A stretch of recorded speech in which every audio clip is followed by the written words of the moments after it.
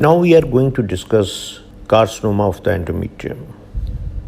Carcinoma of the endometrium or endometrial carcinoma is the most invasive cancer of the female genital tract. It occurs at high frequency and seen mainly in postmenopausal women. Because these cancers are responsible for causing abnormal postmenopausal bleeding, their detection is early. Endometrial carcinoma are divided into type 1 endometrial carcinoma and type 2 endometrial carcinoma. Type 1 endometrial carcinoma are the most common type, and about 80% of all cases are of this type. They are well differentiated and they simulate proliferative endometrial glands and are referred to as endometrioid carcinoma. They arise in the setting of endometrial hyperplasia, and like endometrial hyperplasia, they are associated with following factors. Number one factor which is responsible is obesity. It is seen that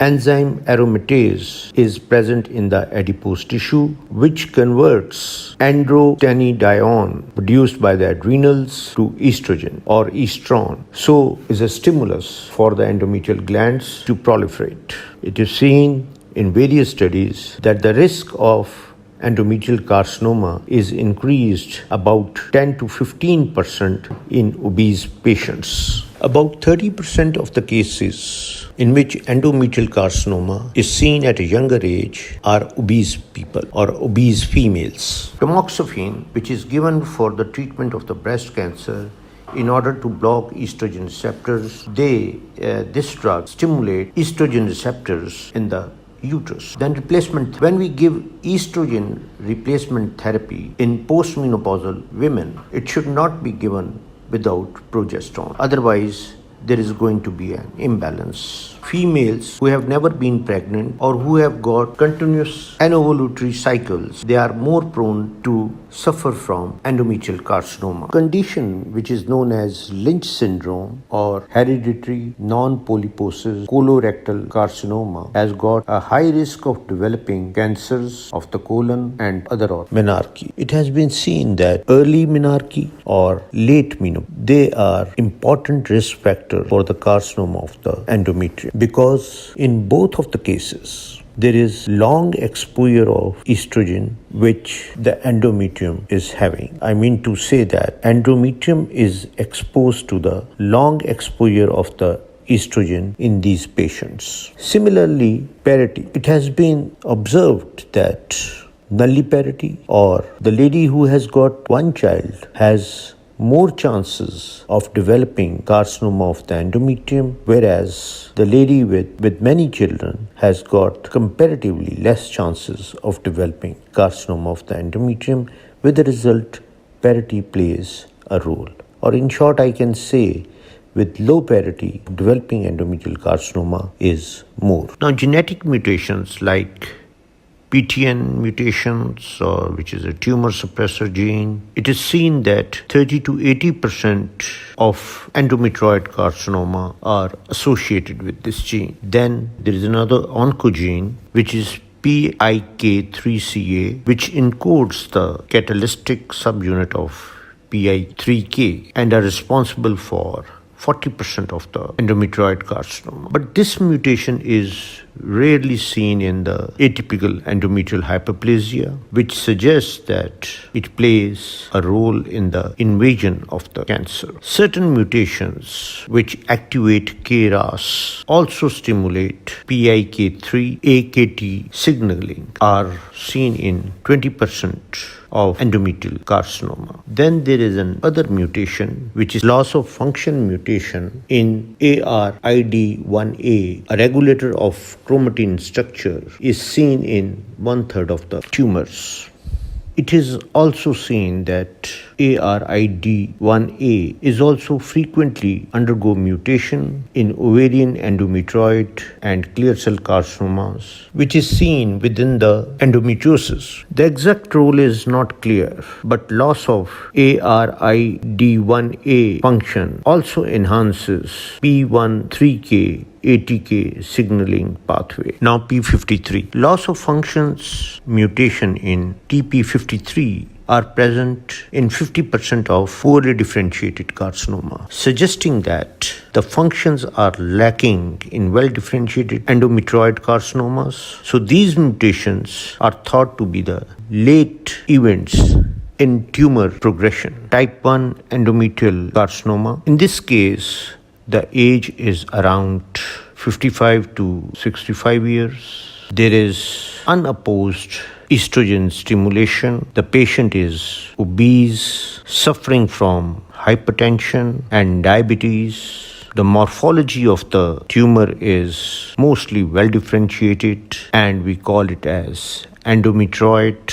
Usually the precursor lesion is hyperplasia. Mutations, various mutations I have already discussed, that is PTN, PI3CA, KRAS, ARIDA1 mutation. The tumor is not that aggressive as compared to type 2 and spreads via lymphatics. Now, type 2 endometrial carcinoma seen at a older age group as compared to that of type 1, and the age is around 65 to 75 years. The patient is thin and lean. The morphology of the tumor is either serous, clear cell, or Mullerian mixed tumor. Precursor lesion is mostly serous endometrial intraepithelial carcinoma. Genetic mutation is P53. Tumor is aggressive. Intraperitoneal and lymphatic spread is common. Clinical features. I've already discussed various risk factors like obesity, late menopause, nulliparity, and unopposed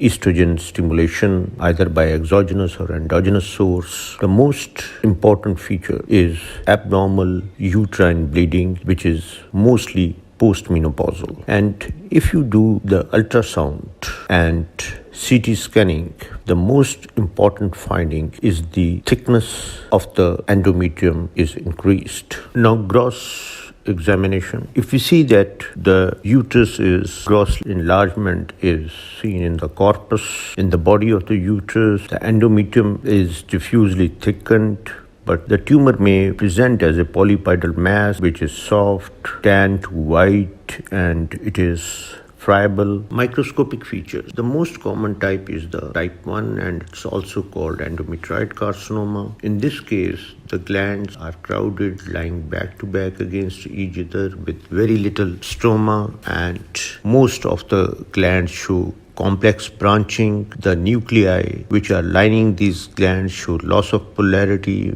meaning thereby they have got prominent nucleoli. They show condensation of the nuclear membrane, or also there is pleomorphism of the nuclei.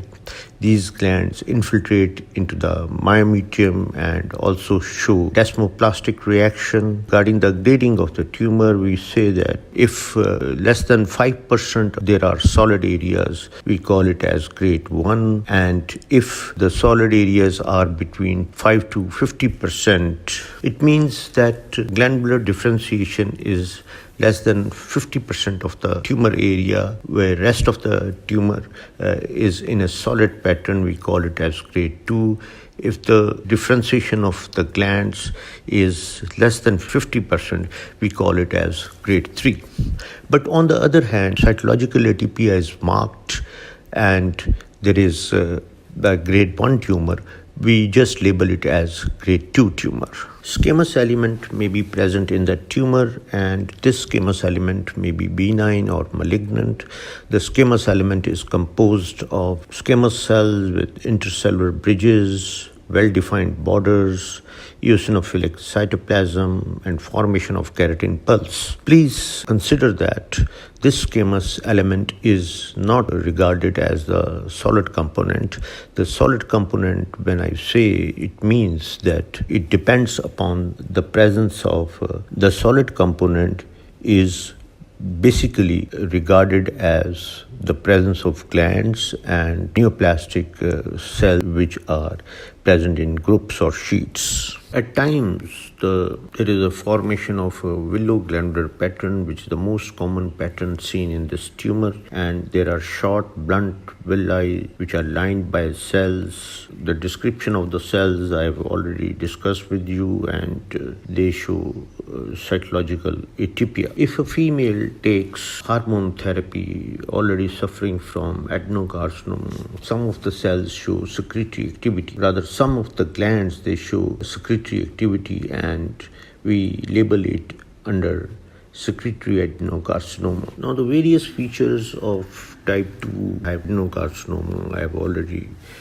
discussed with you, but there are certain histological patterns like serous carcinoma, which is found in type 2 endometrial hyperplasia, endometrial adenocarcinoma. The females, they are above 60 years of age, as we know that it's a type 2 endometrial carcinoma, and this tumor is preceded by atrophic endometrium or endometrial intraepithelial carcinoma. There are thick papillae which are lined by nuclei showing marked pleomorphism, and they have got cellular stratification, and then there is extensive hemorrhages and tumor necrosis. It's a grade 2 or grade 3 carcinoma which has got a poor prognosis. The other histological subtype which is seen in type 2 endometrial carcinoma is a clear cell carcinoma, and that is preceded by atrophic endometrium, and it's a high grade tumor. There are many papillary structures and glandular structures which are mixed, and solid pattern is also seen. Cells, they are of high grade, show marked cellular atypia. There is pleomorphism, and they have got clear cytoplasm, and there are hobnail type of nuclei, which means hobnail cells in which nuclei of atypical cells, they just project into the glandular lumen. Then there is a mucinous adenocarcinoma, which is diagnosed only when 50% or more than 50% of the tumor cells show mucinous production. Or similarly, squamous cell carcinoma is a rare primary tumor and should only be diagnosed when squamous cell carcinoma of the cervix is ruled out, and when both patterns are present, or when these are present, or if then we call it as mixed carcinoma. Now the next topic is malignant mixed Mullerian tumor. They are also called carcinosarcomas because the endometrial component of glands as well as the mesenchymal stoma, they are both malignant. Some of the tumor cells contain stromal sarcoma or leiomyosarcoma, while others contain heterogeneous malignant cells like rhabdomyosarcoma or chondrosarcoma. The epithelial and stromal component appear to be derived from the same founding cell, a concept supported by molecular studies showing that the presence of number of shared mutations. Mutations found in malignant mixed Mullerian tumors, they are almost the same genes like P53 and PIK3CA, which are seen in other type 2 endometrial carcinoma. Morphologically, these tumors are often bulky or polypoidal in shape, which are protruding through the external os. Histological examination shows that they consist of adenocarcinoma, which may be endometrioid, serous, clear cell type, or having a mixed pattern, and that tumor is present along with that of a sarcomatoid element. The sarcomatoid element also sometimes simulate extrauterine tissues, which are striated muscle, cartilage, adipose tissue, bone. So metastases contain only one epithelial component. Again, malignant mixed Mullerian tumor are responsible for postmenopausal bleeding. Only 5-year survival rate are seen in 20 to 30% of the patients. Clinical staging, well, whether we are dealing with type 1 or type 2 adenocarcinoma or mixed Mullerian tumor, it remains the same. Stage 1, the tumor is confined to the uterus. Stage 2, it involves the body of the uterus and cervix. And stage 3, it extends outside the uterus but not to the true pelvis.